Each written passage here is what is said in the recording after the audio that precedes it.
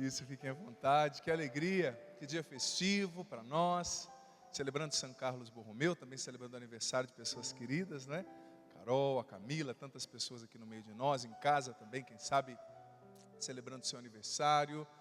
Meus irmãos e minhas irmãs, como a gente precisa verdadeiramente, percebo que, como nós precisamos refletir sobre as realidades que nós temos refletido aqui, nesses dias, durante as 8 semanas de oração pela cura através do perdão. Como eu costumo dizer, é muito simples essa dinâmica, muito simples, mas muito necessária. E é preciso, irmãos e irmãs, que nós tomemos as rédeas das nossas vidas nas nossas mãos, para que nós saibamos direcionar todas as coisas. Como dizia o poeta Mário Quintana, só existe uma idade para o contentamento da vida, e a cidade é o presente, é o agora, é este momento que você e eu estamos vivendo. Esse é o momento para o contentamento da vida, ou seja, esse é o momento específico no qual nós precisamos lutar pela nossa felicidade.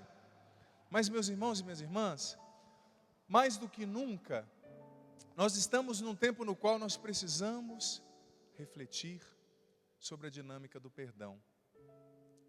Você sabia que em 2012 no Brasil, existiram 50 mil assassinatos, os que foram registrados, né? Porque infelizmente, muitas vezes os próprios, com todo carinho digo, mas existem pesquisas que mostram isso, né? Matérias jornalísticas, às vezes quem deveria registrar acaba não registrando, não é? Para não alegar qualquer fragilidade ali no sistema, não é? Mas enfim, 50 mil assassinatos registrados no ano passado. Será que não está sobrando ódio demais e perdão de menos na nossa sociedade? E gente, infelizmente, a maioria desses assassinatos aconteceram por motivos banais, por motivos bestiais. E nós aqui de São Paulo acompanhamos isso, mas também, meus irmãos e minhas irmãs, não nos enganemos, existia um tempo no qual as pessoas pensavam que somente nas cidades grandes aconteciam coisas ruins, somente nas cidades grandes. Mas hoje em dia, preste atenção, nas cidades pequenas, como a droga se faz presente, como os assassinatos também estão presentes, é lógico, em uma menor escala, porque são menos pessoas, uma menor população, vai acontecer numa menor escala, obviamente, mas também se faz presente. Eu estava assistindo uma pesquisa, uma entrevista esses dias com um especialista, eu não me recordo se ele era um oncologista, qual era a especialidade, que ele estava dizendo ali, explicando os perigos, a nocividade do ódio cultivado dentro de nós. Ele fez uma pesquisa na qual, com os postulados científicos ali, a partir da pesquisa dele, ele provava que uma pessoa que alimenta e intensifica um trauma, uma mágoa ou um processo intenso de ódio dentro do coração, ela pode desenvolver um tumor entre 6 meses e 1 ano. É lógico que aquele tumor não vai aparecer ali, pode ser que não apareça naquele momento. Pode ser que ele fique ali. Mas a pessoa, de uma maneira, o seu organismo vai gerar. E foi um especialista que falou. Não foi alguém que achava que isso poderia acontecer. É lógico, existem vários casos, várias variáveis, sim. Mas nas variáveis da pesquisa que ele fez, esse foi o dado que ele chegou à conclusão. Gente, o ódio nunca presta. O ódio nunca presta. Nunca nos traz coisas boas. Agora tem gente que infelizmente acaba ligando a mágoa, acaba ligando o ódio a um processo de honra, não é? Eu tenho que honrar, não vou perdoar aquele cara, não vou perdoar aquela pessoa, não vou perdoar minha irmã, minha mãe, meu pai. Nós achamos que estamos fazendo um grande negócio quando nos fechamos na mágoa e no ódio, mas nós estamos nos prejudicando. E por isso que cada dia nós estamos dando um passo do perdão para a cura, meus irmãos e minhas irmãs, e no dia de hoje, o passo que nós estamos dando, queremos dar, é o passo de perdoar a nossa própria história. Mas Padre Adriano, como assim perdoar minha própria história? Sim, perdoar a sua história. Pelas circunstâncias que nela aconteceram, que você não aceita. que te feriram, ou que você desejaria que fosse de outra maneira. Você viu a primeira leitura? Romanos 11, 29 diz que os dons e os chamados de Deus são irrevogáveis. Os dons e a vocação de Deus são irrevogáveis. Meu irmão, minha irmã, você é um dom de Deus. Você foi feito pelas mãos de Deus. Diz o Salmo 138, ainda quando eu estava no ventre da minha mãe, ainda como uma matéria informe, as suas mãos, ó Deus, foram lá e me teceram, e foram me moldando, me construindo. Gente, que coisa linda, que coisa linda. Você não é, eu já disse aqui esses dias, vou repetir, você não é pouca coisa não, viu? Você que está aqui, você que está em casa, você foi feito pelas mãos de Deus. Você foi tecido, construído pelas mãos de Deus. O Salmo 38 é enfático em afirmar isso. E o Salmo 138, aliás, prossegue dizendo que ainda que eu esteja no abismo, ainda que eu esteja no mais alto dos céus, ali o seu amor me alcança. Ainda que eu esteja na depressão, nos vícios, nas drogas, na tristeza, o Senhor pode me alcançar e me transformar. Essa é a certeza que a palavra de Deus apresenta a mim e a você. E a primeira leitura diz que o dom de Deus que é você, que é a sua vida, que é a sua história, é irrevogável. E o que quer dizer é irrevogável? Quer dizer que não volta atrás, que não se anula. Meu irmão, minha irmã, dizem os santos que a maior dor de quem vai para o inferno não é o fogo, mas é saber que mesmo lá no inferno continua sendo escolhido, sendo amado, sendo eleito por Deus, principalmente os batizados. Está lá no inferno queimando, mas traz o sinal de Cristo na testa e no coração. Mas está lá por causa de uma escolha pessoal, porque quis o mal, escolheu o mal. Os dons do chamado e o chamado de Deus são irrevogáveis. Você é um dom de Deus. A sua vida é um grande dom, a sua história é um grande dom. Mas o que você tem feito, filho, filha, com o dom que é a sua vida, que é a sua história? Você que está aqui, você que nos acompanha em casa, o que você tem feito com o dom que é a sua vida, com o dom que é a sua história? O que você tem feito com as potencialidades que Deus te deu? Gente, muitas vezes nos falta sabedoria para compreender que nós somos esse dom de Deus, esse dom irrevogável, como diz a primeira leitura de hoje. Nos falta tomar posse dessa verdade, porque nós vamos vivendo insatisfeitos com a nossa vida, insatisfeitos. E por que nós vamos ficando insatisfeitos? Porque nós não conseguimos nos reconciliar com a nossa história, porque nós não conseguimos perdoar a nossa vida, perdoar circunstâncias que na nossa vida aconteceram, mas que não aconteceram da maneira que nós queríamos, que nós gostaríamos que acontecesse. Gente, a nossa sociedade, ela é especialista em incutir no nosso coração um alto grau de insatisfação. Quantas pessoas insatisfeitas eu encontro por aí? Pode ser que você se lembre dos adolescentes. Você já percebeu que os adolescentes são insatisfeitos, né? A menina é bonita, aquele cabelão bonito, aquele corpão bonito. Aí aparece uma espinhazinha aqui, que só ela vê, já estragou tudo. Ai mãe, eu não aguento. Eu não vou mais naquela minha festa de 15 anos. Por quê? Porque saiu essa espinha. Aonde, filha? Aqui, aonde? Ah, esse negocinho aí. Não é assim, né, o adolescente? Com todo respeito, viu, os adolescentes aqui presentes, que nos acompanham em casa. Mas o adolescente é um constante insatisfeito. Pena que tem gente que continua vivendo a vida com um coração de adolescente, com uma maturidade desse tamanhozinho, ó. Desse tamanhozinho, parece um adolescente. Sempre insatisfeito, sempre triste. Ai, padre, é que você não conhece a minha história. Como é que eu vou me reconciliar com a minha história, padre? Eu fiz tanta burrada, padre. Eu fiz tudo errado. Eu entrei nos vícios. Eu traí quem eu não devia. Eu fiz as coisas erradas. Ai, padre, eu desperdicei oportunidades maravilhosas. Como é que eu vou me reconciliar com a minha história? Eu olho para trás e vejo que eu só fiz burrada. Meu irmão, minha irmã, aprende a confiar em Deus, pelo amor de Deus. Você não viu o que diz a primeira leitura? São Paulo, depois que fala que os dons e o chamado de Deus são irrevogáveis, ele diz a seguinte coisa: da desobediência do povo eleito, que são os israelitas, que foi um mal, a desobediência desse povo que não aceitou Jesus. São Paulo diz, esse foi um mal, mas Deus tirou um bem muito maior desse mal. fazendo com que todos nós conhecêssemos o Cristo por causa da desobediência daquele povo. Ou seja, meu irmão, minha irmã, até me perdoe a palavra, até das desgraças que aconteceram na sua vida até então, Deus pode tirar um bem muito maior se você entregar isso a Ele e verdadeiramente confiar no coração dEle, confiar naquilo que Ele pode realizar na sua história.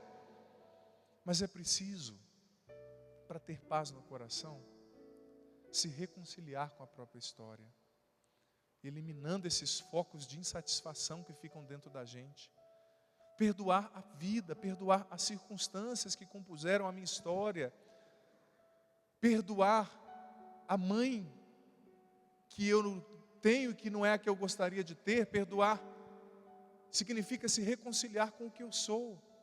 Gente, tem gente que passa a vida inteira se negando em um complexo de não aceitação adolescente, como eu disse, pelo resto da vida. A pessoa não se aceita e por isso a pessoa não se humaniza.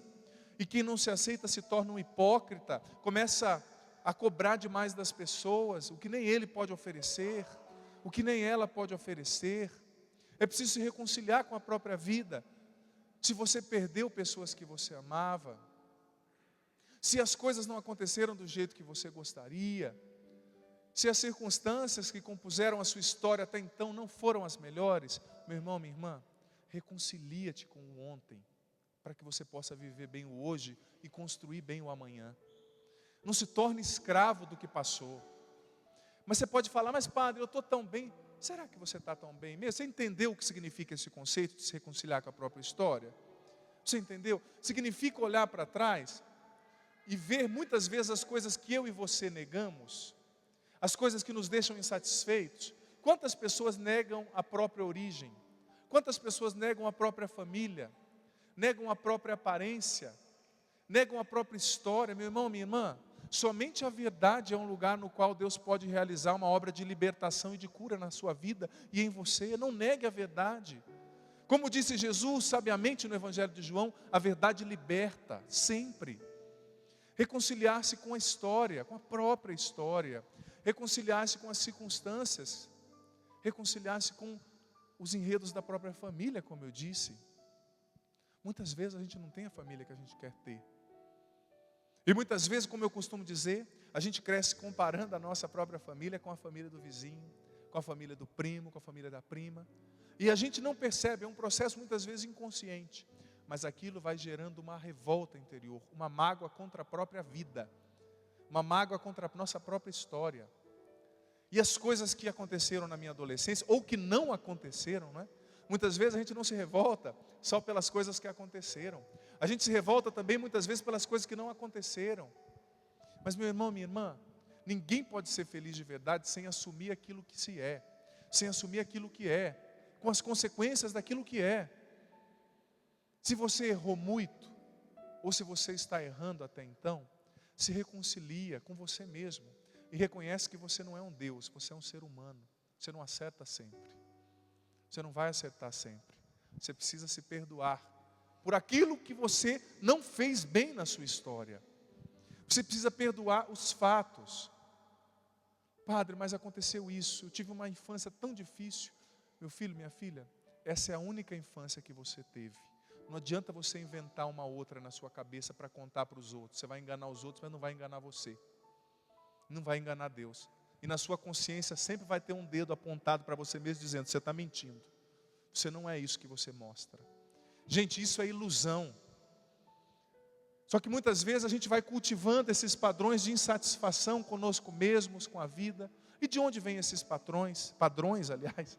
Patrões, estou falando de patrão aqui, tem gente está olhando feio. Já saiu do trabalho, né? Vamos esquecer o patrão, deixar para amanhã cedo. Em São Paulo o povo trabalha muito. De onde vêm esses padrões de insatisfação que muitas vezes nós temos conosco mesmos e com a nossa história? De onde vem? Vem dos atuais padrões que a sociedade exige de nós. Gente, eu estava lendo uma entrevista esses dias atrás também, numa revista importante aqui do Brasil. Não vou ficar falando não, para não ficar fazendo propaganda, né? Pelo amor de Deus. Mas uma entrevista muito lida, uma revista muito lida no Brasil, que dizia que nunca, como na nossa época, tem existido meninas, adolescentes, que estão sofrendo da anorexia, por exemplo. Você conhece aquela doença que a menina, mesmo estando magérrima, acha que está gorda e começa a fazer regime. Esses anos atrás morreu uma modelo, não é, aqui no interior de São Paulo, dessa doença. Mas o que é isso? É fruto dos padrões que a nossa sociedade vai impondo na cabeça dos nossos adolescentes, que vem muitas vezes das novelas que você fica assistindo. Você já viu como tem pessoa feia nas novelas, né?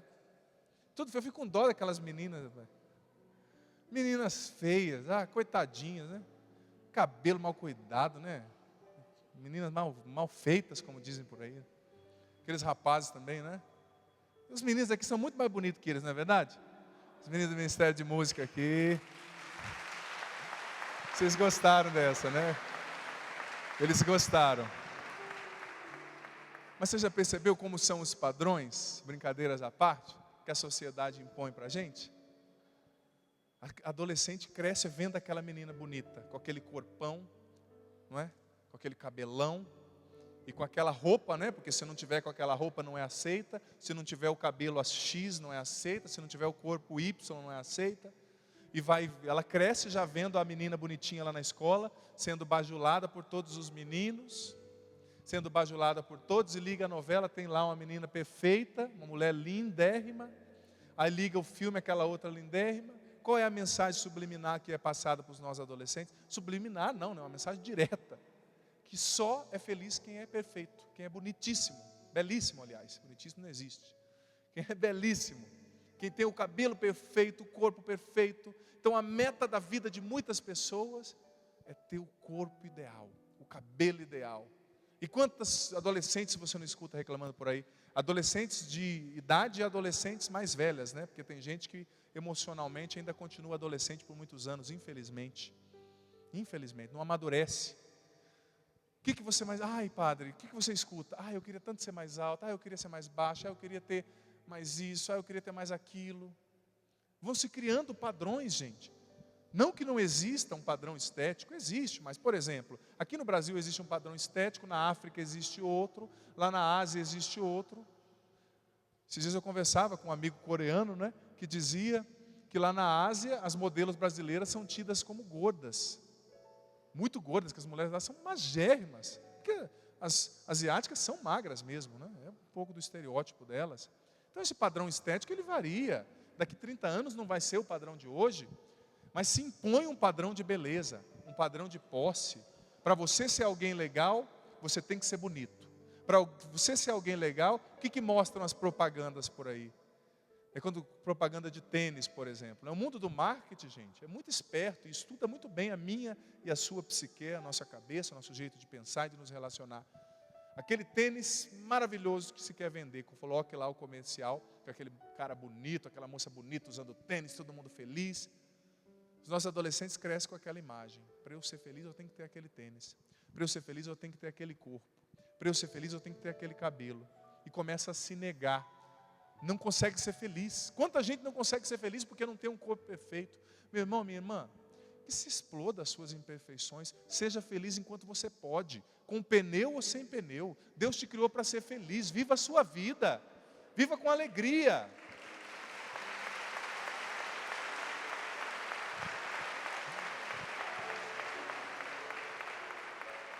Agora, tanta gente infeliz, ai padre, porque eu estou gordinho. Meu irmão, minha irmã, desculpa ser sincero, mas tem gente que vai morrer gordinho, né? Não tem jeito. Às vezes é um estereótipo, né? Eu tenho uma vantagem que eu tenho 1,94 m. Eu posso comer que tem para onde distribuir, né? Agora a pessoa que é baixinha mesmo, né? Tem uma amiga que era bem baixinha, que ela dizia, padre, qualquer coisa que eu como é difícil, eu já engordo. Queria ser mais alta, né? A gente rindo, brincando, uma pessoa maravilhosa, muito madura, não encana com essas coisas, né? Mas quantas pessoas deixam de ser felizes porque não tem o corpo ideal, porque não tem aquele carro, porque está ganhando menos que o vizinho? Meu irmão, minha irmã, como dizia Mário Quintana, sabiamente, só existe uma idade para o contentamento da vida. Essa idade é o presente. É hoje que você pode ser feliz. Hoje, com cabelo ou sem cabelo. Eu tenho um amigo que ele gostava tanto do cabelo, coitadinho, só que o pai dele era careca. Eu já vi, falei, eu sei onde isso vai parar. E quando ele era mais novo, ele pegava gel, né? fazia um monte de coisa no cabelo, que eu não sei nem o nome. Espetava um dia lambia, parecia uma vaca, lambeu a testa dele.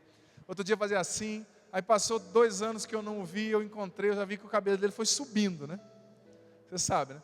Passou mais 1 ano e meio, o cabelo dele subiu mais. Esses dias eu encontrei o bendito, só tinha uma moitinha aqui atrás, ó. E ele gostava daquele cabelo. Mas eu fico tão feliz com esse meu amigo, porque é uma pessoa madura. Não deixou de ser feliz, não, pelo contrário. Um homem de Deus, de oração, que é mais feliz do que antes. Ele mesmo ri de mim, ele mesmo ri dele, aliás. Ei, rapaz, eu tô careca, não vou na tua missa, que vai bater a luz na minha testa, vai te deixar ofuscado lá, vai brilhar em você. Ele mesmo tira sarro da careca dele. O que ele vai poder fazer? Passar a vida inteira infeliz porque é careca? É lógico, eu estou dando exemplos estéticos, não é, gente? Mas existem outras realidades na sua vida e na minha, que não são do jeito que a gente quer. Mas é preciso se reconciliar com a própria história. O que é uma anorexia, por exemplo? A pessoa que entra numa neura porque não se aceita, que cria uma ilusão.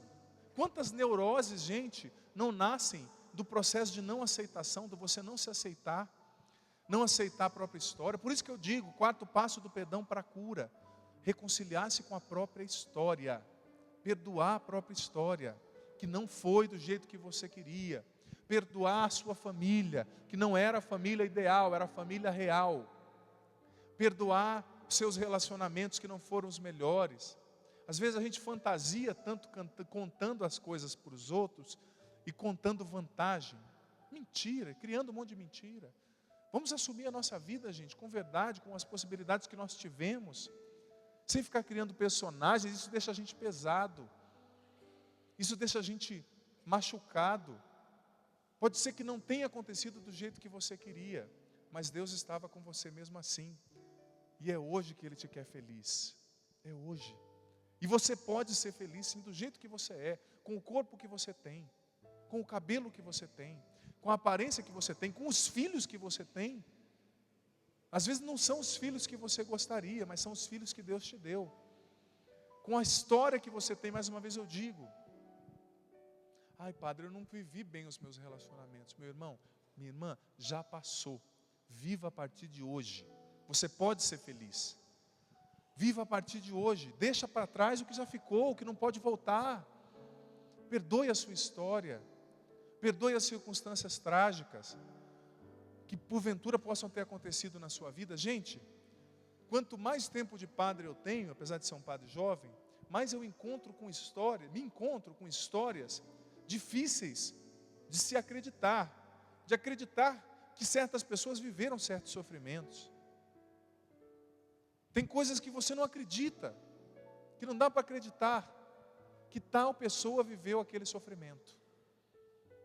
Mas quantas histórias lindas de superação eu tenho encontrado. Esses dias eu vi a história de uma moça que o pai assassinou a mãe na frente dela quando ela era criança. Que trágico, né, gente? Eu não consigo nem mensurar o tamanho da dor que uma pessoa como essa sente. Por isso que me dirijo com muito respeito a pessoas que trazem sofrimentos assim no coração. E tantos outros sofrimentos, pessoas que perderam familiares assassinados. Aqui em São Paulo isso é tão presente.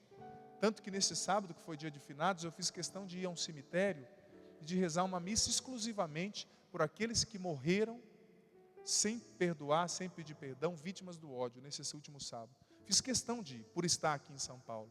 Porque eu sei quantas pessoas já não morreram aqui vítimas do ódio, da violência, que foram enterrados como indigentes e que merecem também receber o conforto da oração cristã. Onde quer que estejam, qual seja o destino eterno que a vida lhes reservou, que as escolhas deles lhes reservaram. Eu sei que pode ser que na sua vida existam circunstâncias trágicas, você que nos acompanha em casa, você que nos acompanha aqui. Pode ser que a circunstância seja de morte mesmo, ou de muita violência. Quantas pessoas que me dizem, padre, eu fui criado num contexto de violência. Já falei isso aqui, um contexto sem amor. Ou padre, eu fui traído. Tantas coisas, gente, podem ter acontecido na sua história. Mas você não pode tirar de você mesmo o direito de ser feliz por causa das tristezas que você viveu. E como eu disse, é um processo mais inconsciente do que consciente. É uma insatisfação que vai tomando conta da gente. É uma revolta que vai nos anulando, gente, que vai deixando as coisas confusas dentro de nós. Você percebeu que tem pessoas que vivem numa revolta, que só esperam um momento para disparar aquela revolta? Mas por quê, gente? Porque existe uma insatisfação, que é fruto da falta de perdão com a própria vida. Como a vida foi, é preciso perdoá-la. E o que Jesus diz no Evangelho? Quando você for dar um jantar, você prestou atenção? Quando você for dar um jantar, não chama as pessoas ricas, os seus irmãos, os seus amigos, aqueles que podem te dar algo em troca, não. Chame os coxos, os leprosos, os pobres, os mendigos, porque eles não te darão nada em troca e você receberá a sua recompensa na vida eterna. O que Jesus quer dizer com isso? Ame, viva, mas sem expectativas. Sem expectativas no sentido, não é que você vai viver uma pessoa letárgica, naquela letargia, não tem expectativa com nada, não tem alegria em nada. Não, não é isso. Eu estou querendo dizer aquelas expectativas desleais e negativas que nós lançamos sobre a vida.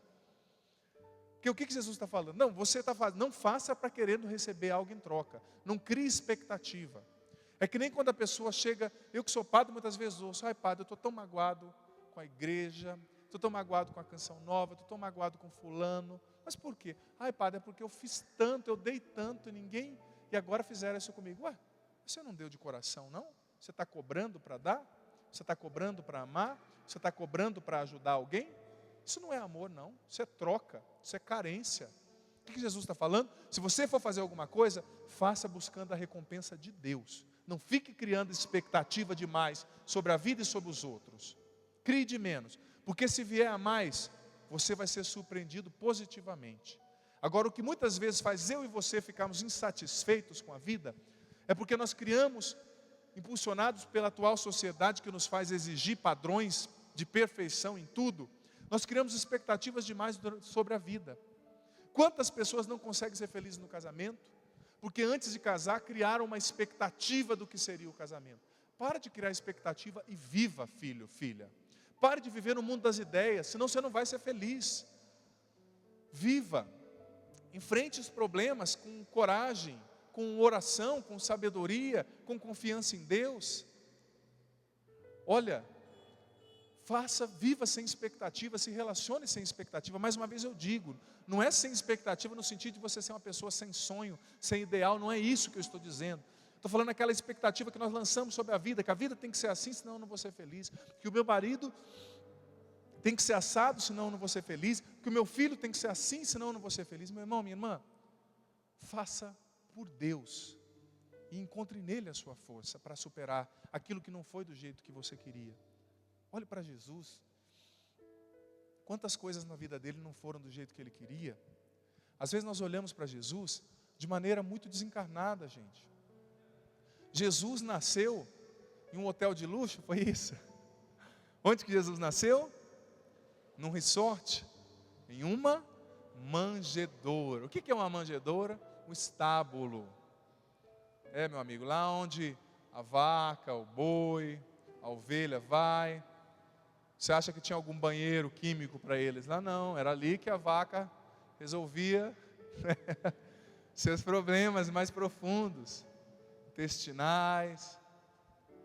Foi nesse lugar que Jesus nasceu. Me perdoe a sinceridade, mas é que às vezes a gente vê aquele presépio tão bonitinho, né? Com aquela madeira envernizada, aquela Jesus tão bonitinho. Eles fazem Jesus sorrindo, né? Na mão de Maria, mesmo de madeira. Tão bonito, mas meu amigo, pensa bem. Jesus nasceu no estábulo. Podia ter que existisse fezes de animais ali. Sabe? Estava frio quando Jesus nasceu. Faz frio ali também naquela região. Em Belém, Betlehem, faz frio.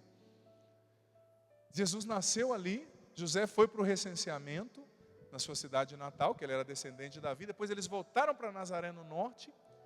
Depois o que aconteceu? Jesus, criança, teve que fugir com o pai e com a mãe para o Egito, porque Herodes queria matar todos os recém-nascidos, porque disseram que o rei tinha nascido, ele ficou com medo desse rei tomar o reinado dele. Com certeza você já ouviu essa história, martírio dos santos inocentes. Jesus criança teve que correr para um país diferente, sabe, um país com costumes pagãos, outros costumes, outra religião, outra língua. A vida não foi do jeito que ele queria. Depois ele voltou para casa, diz a tradição que São José morreu. Jesus não era muito velho quando São José morreu. Perdeu o pai. É lógico, ele era filho de Deus, mas ele tinha uma família, ele tinha um pai biológico. Você já não perdeu alguém que você ama? Não é difícil? Depois ele teve que deixar a mãe. E com certeza deveria ser fantástico ser cuidado por Nossa Senhora, não é? Com todo o seu carinho, a sua ternura de mãe. Ele deixou a sua mãe e foi para a missão. Como a gente que é padre, missionário, também deixa a nossa família e vive só para a missão, para evangelizar. É bonito, mas também custa para nós. E custou para Jesus. Deixou a sua família, a sua mãe. Depois ele encarou a cruz. Só que Jesus soube perdoar a sua própria história. Ele perdoou a sua própria história e cumpriu até o fim a sua missão. Enfrentando a dor, a morte, mas ressuscitando pela força do amor de Deus. Hoje você tem, olhando para trás, com certeza, coisas que você precisa perdoar na sua história. Mas com a força desse amor de Deus que te ressuscita em toda e qualquer situação, meu irmão, minha irmã, você pode superar, você pode perdoar, você pode ser uma pessoa nova. Você pode ser uma pessoa melhor. Você que, quem sabe, nos acompanha pela TV agora, da sua casa, não sei em que lugar, pode ser que você esteja afundado nos vícios, pode ser que você esteja afundado nas drogas, na bebida, pode ser que você esteja afundado na prostituição, pode ser que você esteja roubando, você seja um assassino, não sei. O que eu sei é que você também é um dom de Deus, a sua vida é um dom de Deus irrevogável. E Deus quer transformar a sua vida hoje, não importa o que você fez de errado ou o que fizeram com você. Perdoe o que já passou, perdoe o que já ficou para trás e recomece, ressuscite com Jesus. Ele está te dando uma nova chance. Se te abandonaram, se te traíram, se te fizeram mal, se não te valorizaram, se menosprezaram os seus talentos, as suas potencialidades, Deus nunca te desprezou. Ele tem uma nova possibilidade para a sua vida. Ele quer te ressuscitar. Deixa o amor dele realizar essa obra no seu coração. Amém? Vamos ficar em pé?